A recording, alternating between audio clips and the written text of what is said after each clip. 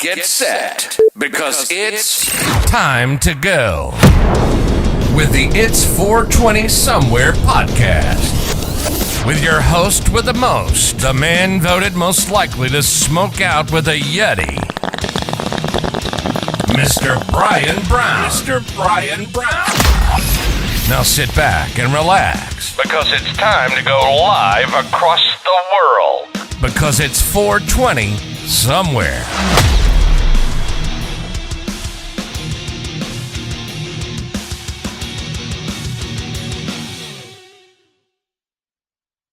Hey, what's up, guys? It's Brian. I got some messy hair.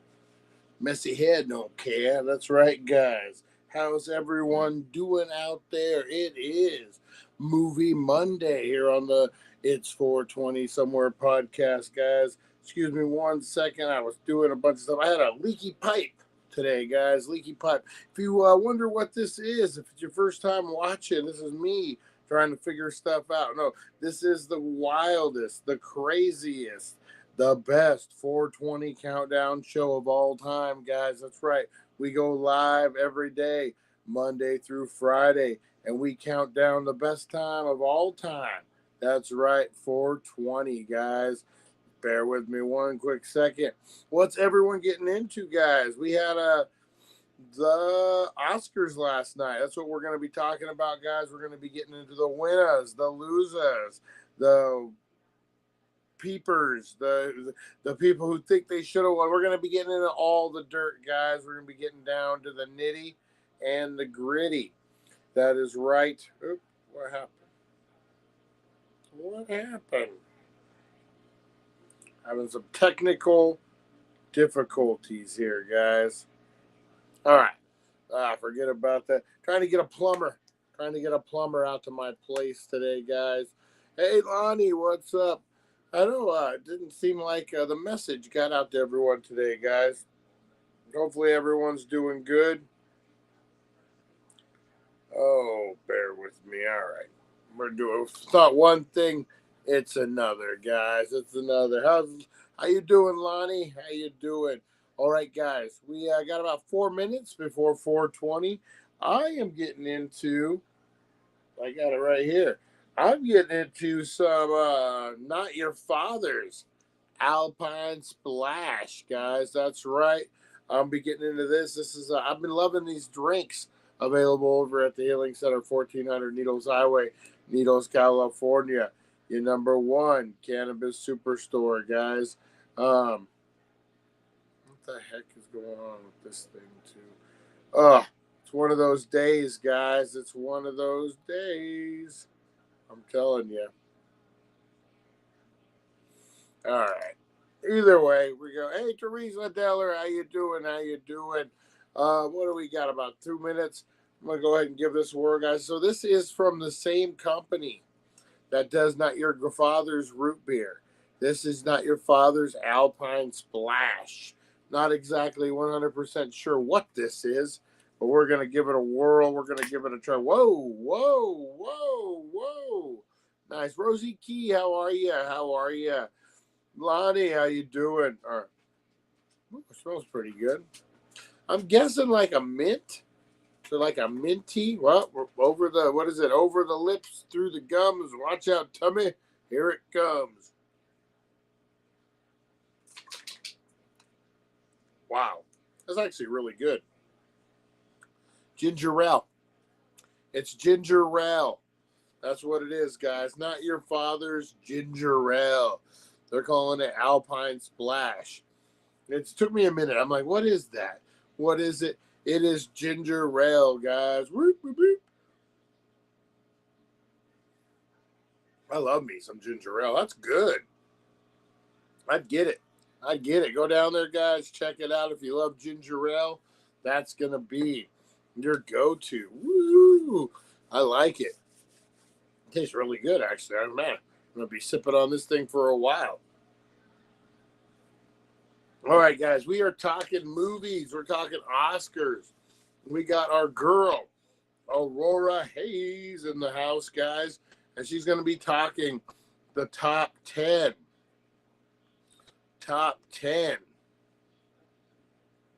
movies, Oscar movie snub. Man, I can't get this. I'm trying to get this plumber thing going. I busted a pipe.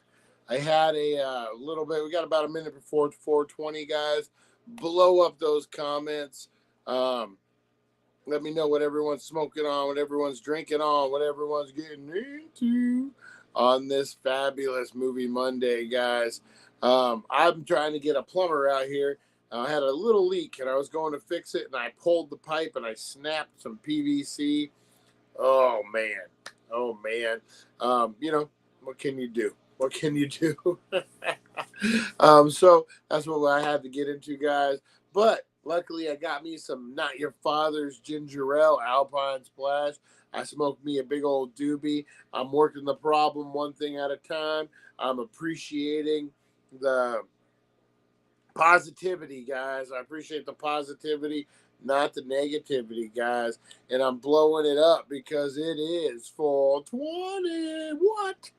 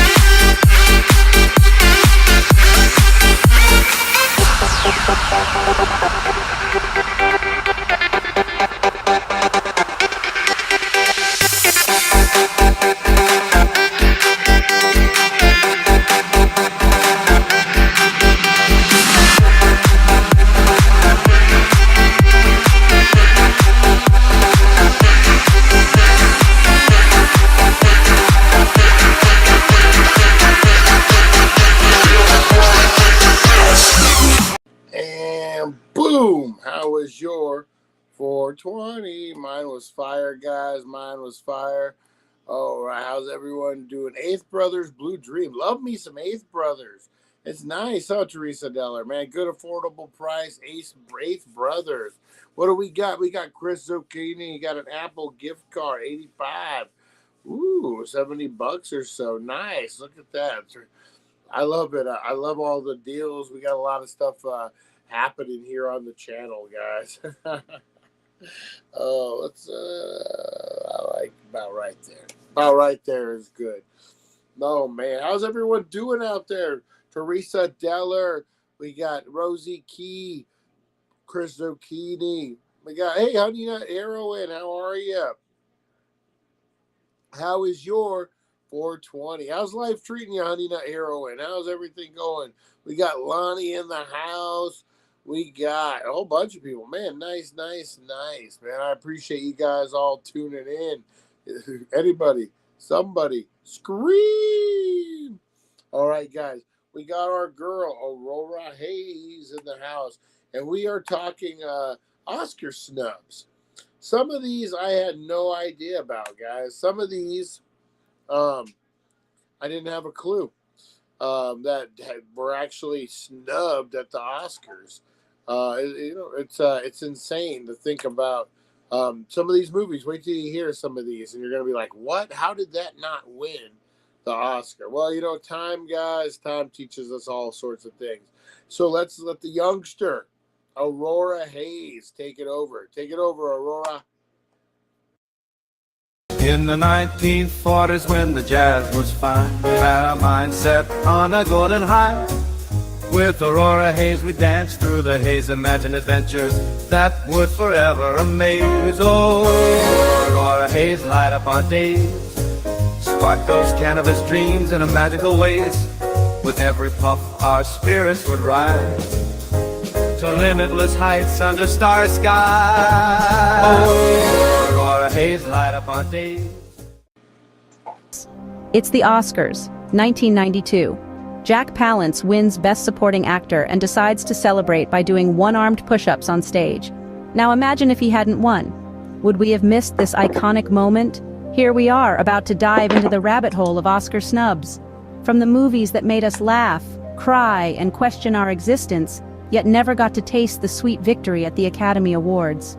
So, buckle up as we explore the greatest walked away with that coveted right. golden statue. You guys, no Kicking off audio. our list is the What the heck? You guys, was that not just me, right? There was no audio on that? Yeah. I don't think there was any. Hey, Charlie, how's it going? Yeah, I switched the time on you, Charlie. I switched it up. All right, so Aurora Hayes. The audio didn't transfer for some reason. So that's all right. That's all right. We're going to go over the top movies that were snubbed for an Oscar. There's actually some pretty big ones. Psycho, the movie Psycho. Who is it? Alfred Hitchcock. How the heck did Psycho not win? It changed the genre of horror. But nope. Let's see, guys. Oh, this is from this year. We can look into these. I want to show you of all time. All right, you know what? We'll do this one first, guys. So these are the 25 films rejected by the Oscars in 2024. Some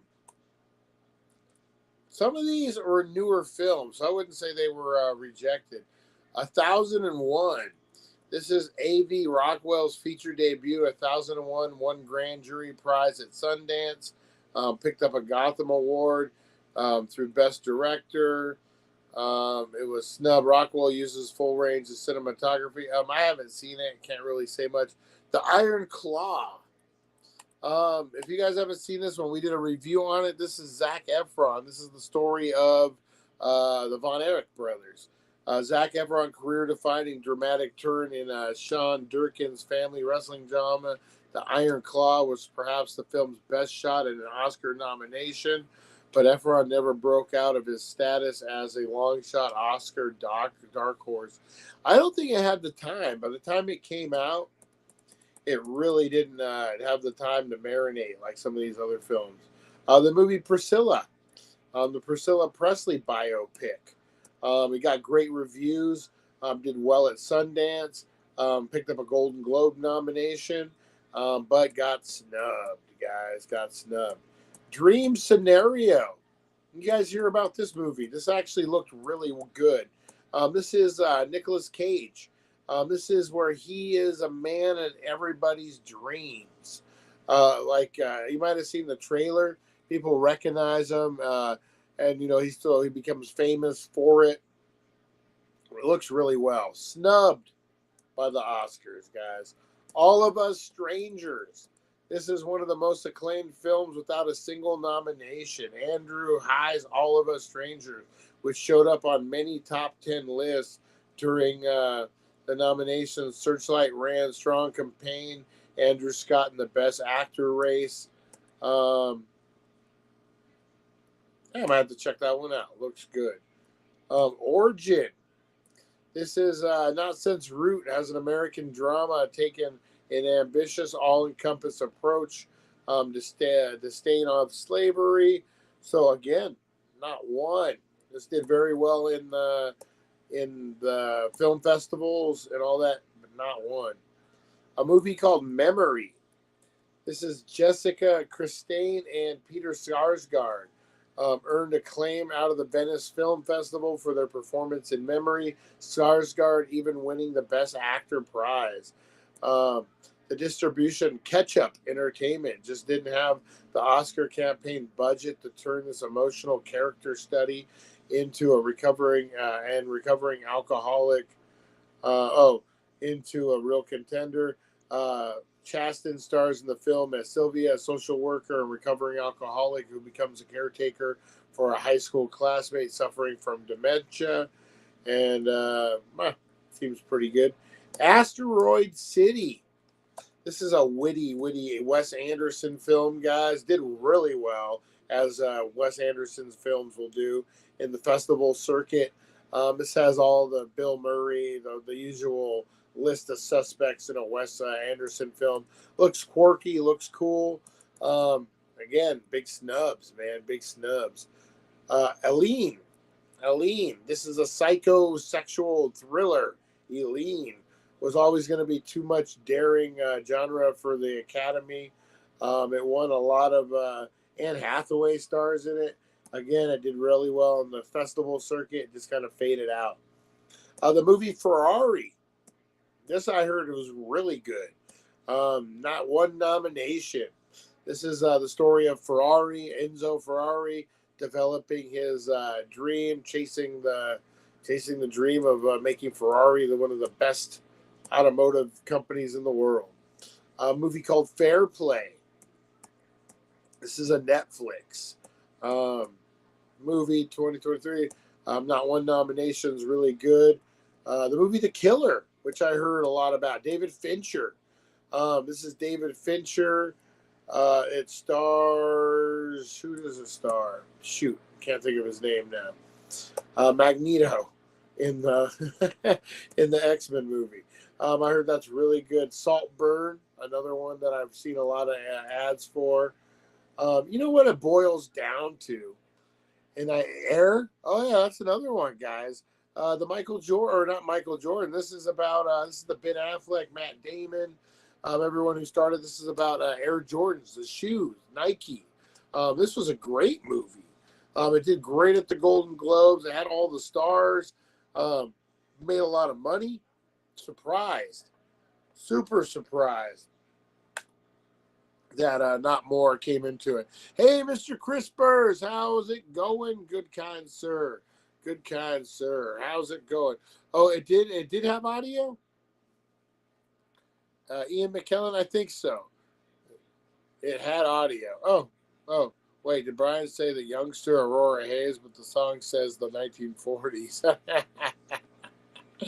Oh man, I had audio. Well, guys, you got me chip-chapping. Well, you know what? Let's hit it. Let's hit it, Aurora.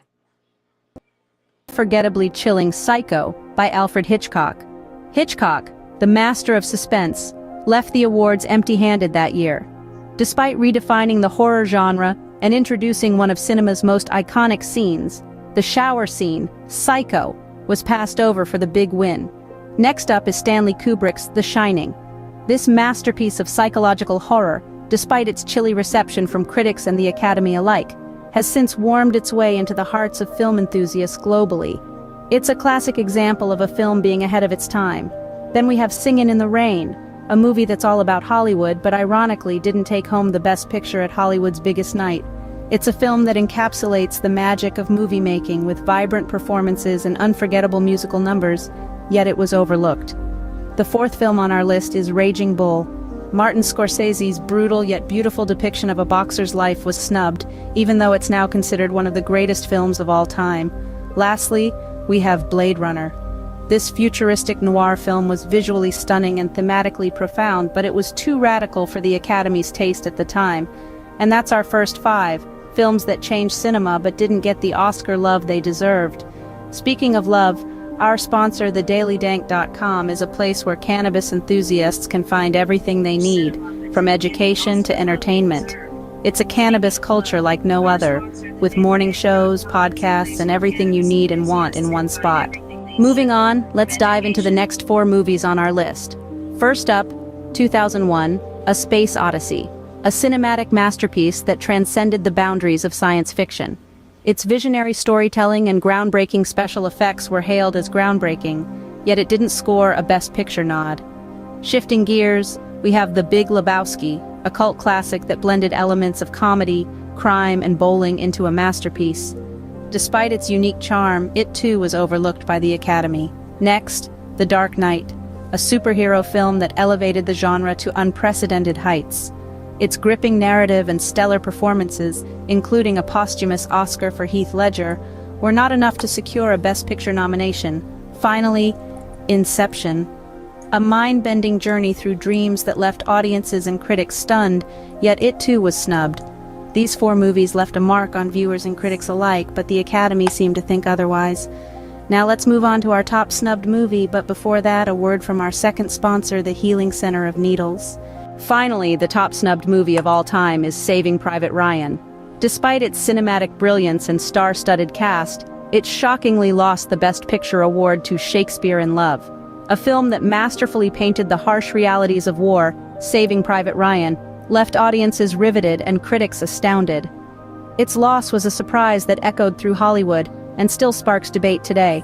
This film, like the others we've discussed, serves as a testament to the fact that an Oscar isn't the ultimate measure of a movie's worth. It's about the storytelling, the impact, and the conversations that it sparks long after the credits roll. And there we have it, the top 10 movies snubbed by the Oscars. It's a reminder that even if you don't win the gold, you can still leave a lasting impact. So, until next time, keep watching those underappreciated gems, and remember, an Oscar isn't everything. This is your gal, Aurora Hayes, signing off, and remember to just keep... All right. Thank you, Aurora Hayes. Back in the day. Ba-da-ba-da-ba-ba. Woohoo, Aurora Hayes gets me days. Some of those, I agree, should have been snubbed. What do you think, Mr. Crispers? Which one are you? I love that watching Cops Reloaded, and the cops just said, liar, liar, pants on fire.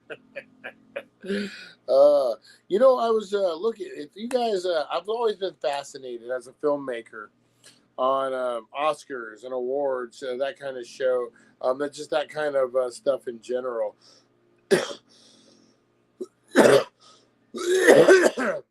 Basically, it's, running a successful Oscar campaign is a lot like running for president, running for office.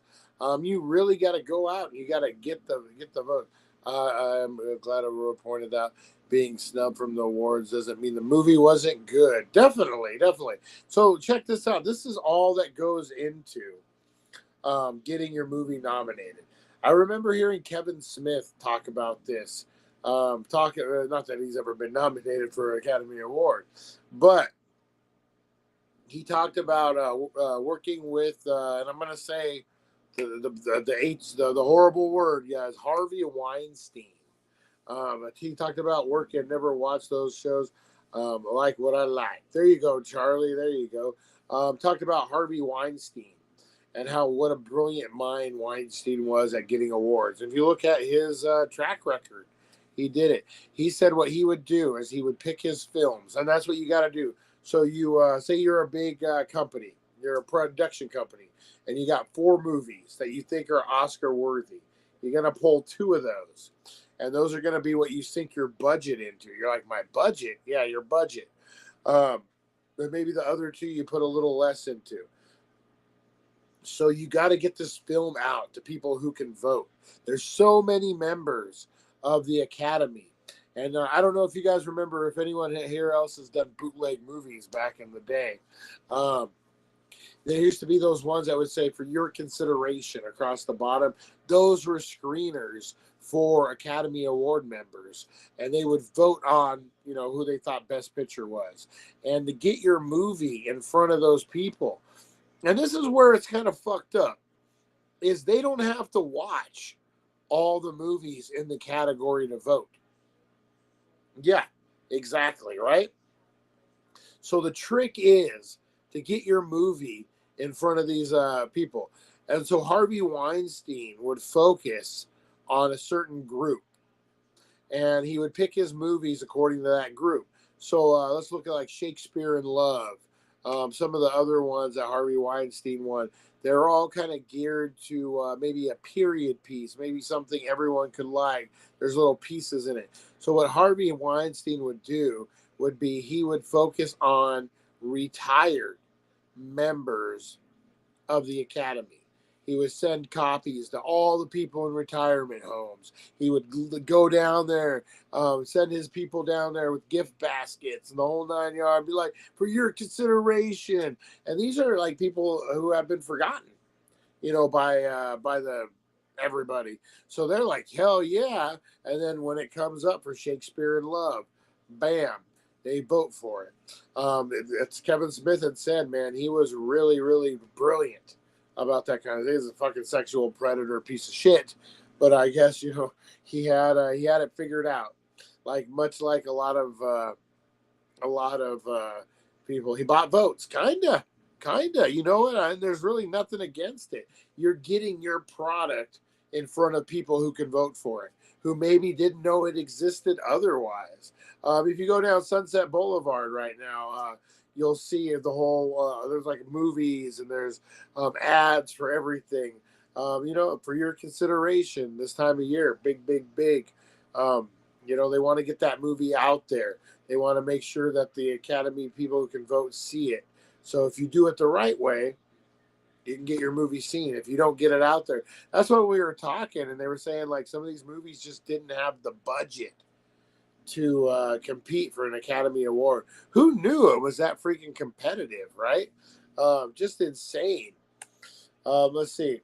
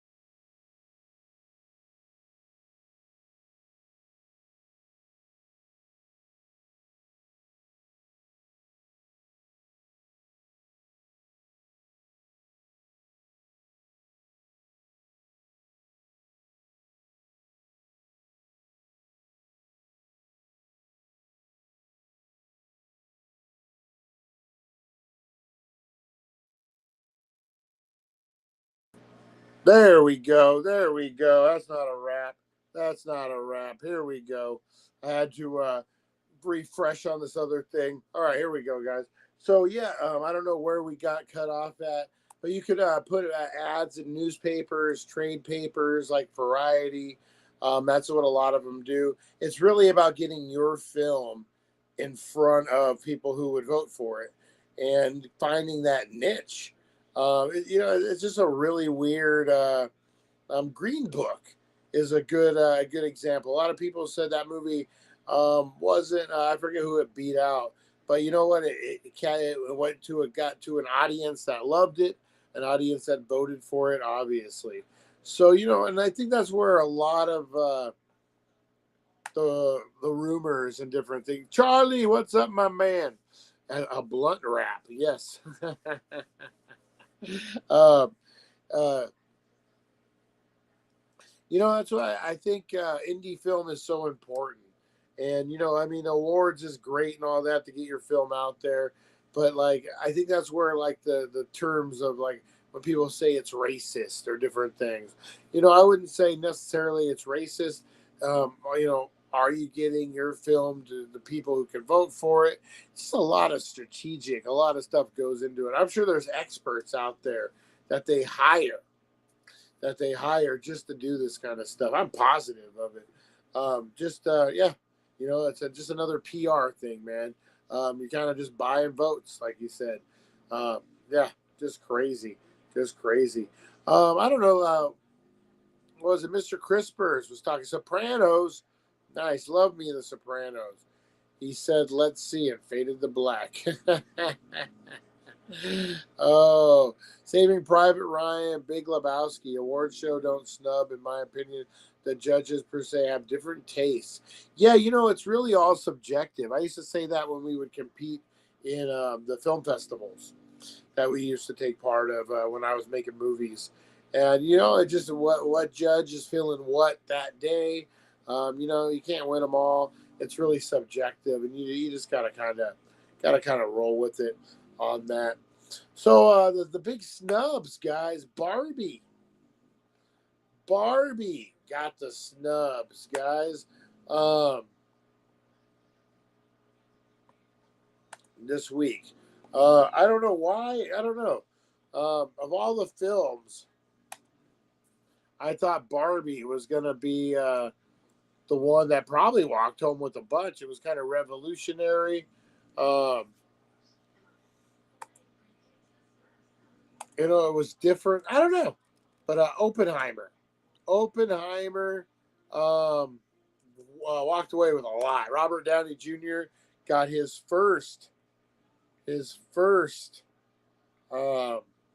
Oscar, guys. Pretty cool. What a redemption story on Robert Downey Jr. You know, he was a drug addict. He was in and out of jail, and he was really just really down and out, man. At one point, I remember the judge saying, "Man, I think you're a great actor because you've had me fooled for the last 3 years," and sent him to prison. And you know, I got his shit together. Came back, became Iron Man. What a perfect role at the perfect time for him. Yeah, big shot, man. Robert Downey Jr. Congratulations. Here's to you, Robert Downey Jr.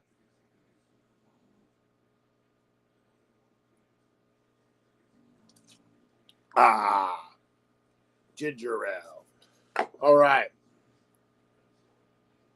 What do we got? Ryan Gosling performed, dressed all in pink. Had a big million people came out to sing with him.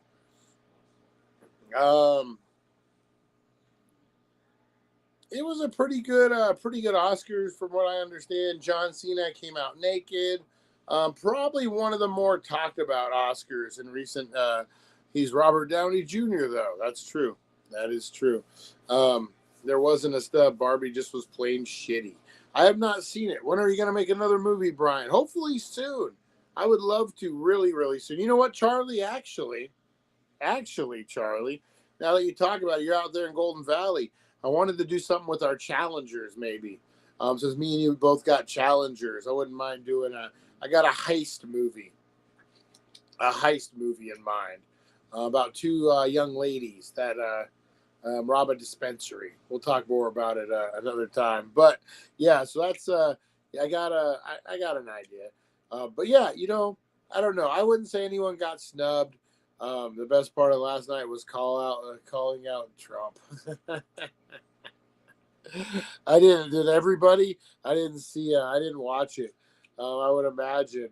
Oh man, you know what? That's gonna be the movie.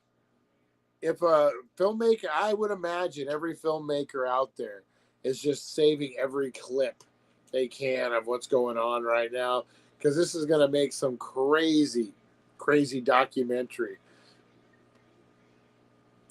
You know what? We can all we'll all chip in. That's how we used to do it when when we were making films. Like the favor thing is what I call it. Indie filmmaking. You know, you don't have very much money, but you get to work on a film, and definitely we use the local community. Everyone chips in. You know, there's food. We take care of everything. You get to watch the movie afterwards. It's really cool. I'd love to make another movie. I'll put it up, guys, when we do. That's my look. Charlie's. I'll do it for free. Let's do it. Yeah, I definitely want to get back into making movies. When I did the Super Bowl commercial, just editing like my narrative-driven story. Just got my blood pumping again. I really enjoyed it. I love doing that kind of stuff. That's what I was made to do, guys. That's what I was made to do. All right. Anyway, I'm going to get on out of here. Speaking of making to do, I got to get this plumber thing in action going, guys. I appreciate you. Guys, have a great day. Here's John Cena last night. This is for you, Teresa Deller, if you're still on. Look at those thighs, man. Damn, he's a specimen. He's a specimen, man. Woo. What is he like? He's like almost pushing 50, right? Damn, son. Those fucking thighs. Woo. I probably shouldn't look too much. We're live on the air. Oh, first your arm, now you're plumbing, man. Yeah, but at least you know what at least I can just call a plumber. and get that fixed. It's not that big a deal. Hey, John Phantom, how you doing, buddy? How you doing? All right, I'm going to get on out of here, guys. I appreciate you so much. You guys rock. I love the community. Love everything that's happening, guys. Stay live out there. I got VR videos coming, guys. Wait till you. I'm gonna try to do a show. I got a couple ideas. I want to start doing this full time. I want to just be done with the Halloween stuff eventually. Hopefully this season. But I have a show with VR called Quantum Leap. You guys know about Quantum Leap? Well, this is me taking a big hit from a bong, and I learned that I can time travel throughout VR world. And every episode, I'm tackling a VR game on hopes to go home.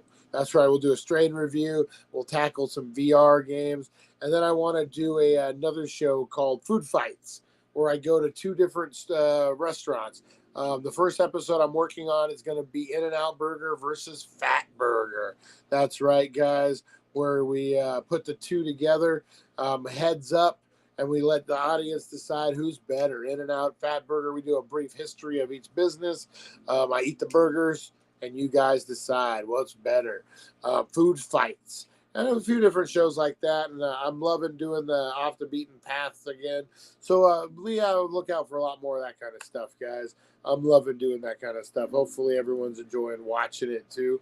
I'm addicted to the dispo, becoming problematic. I spent so much money on weed that I got. You know what? We ran into that problem. Teresa Deller, a lot of the locals will tell you, when things were cooking and the dispensaries were just giving out weed, basically, man. Like the worst I ever saw it get, and I guess the best you would call it, was buy one, get 2. You're like, I think one was buy one, get 3. And one was like everything in the shop for $5. I mean, my God, man, things got wild. And I remember it just being like, just having so much weed that I'm like, how much more weed do I need? Like, where am I going to keep it all? This is becoming problematic. Oh my God. But yeah, you know what, man, in case another pandemic hit, we got weed. I remember that, honestly, I feel a lot better when I have weed on hand. I remember during the pandemic getting a little nervous. Like, we didn't know what was going to be the right kind of business or not, essential business. And I remember thinking, fuck, what am I going to do? And luckily, they stayed open the whole time, had plenty of weed. Everyone did, so we were all good to go. But yeah, good times, guys, good times. All right, I'm going to get on out of here, man. Appreciate you guys. I was there for like 3 years ago. Yep, exactly. It was just nuts, man. Just so much weed, you didn't know what to do. All right, guys, I appreciate you. I'm going to get on out of here. I will see you tomorrow, 7:10 a.m., guys. It is Tuesday, terrific Tuesday. We got a lot of stuff planned. We're going to do some cooking. We're going to do some baking. We're going to do some shaking. We will see you at 7:10 a.m. in the morning, guys. Peace. Thank you for joining us on the It's 420 Somewhere podcast. Broadcasting worldwide and brought to you by thedailydank.com. Check out our merchandise and amazing content. And follow us on all our social media. Now, you don't have to go home, but you can't stay here.